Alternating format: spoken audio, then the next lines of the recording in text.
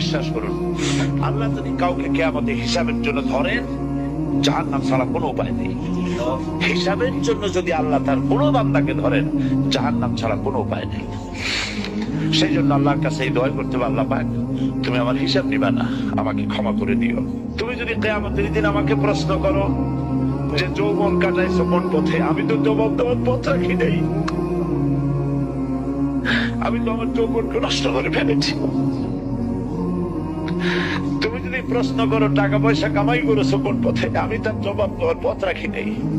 যদি প্রশ্ন করো কোন পথে খরচ করেছো, আমি সেটারও পথ রাখি নেই, নষ্ট করে ফেলেছি। তুমি আমাকে ক্ষমা করে দাও। সেজন্য আল্লাহর কাছে দোয়া করতে হবে, রব্বানা আতিনা ফিদ দুনিয়া হাসানাতান ওয়া ফিল আখিরাতি হাসানাহ ওয়া কিনা আযাবান নার ওয়া আদখিল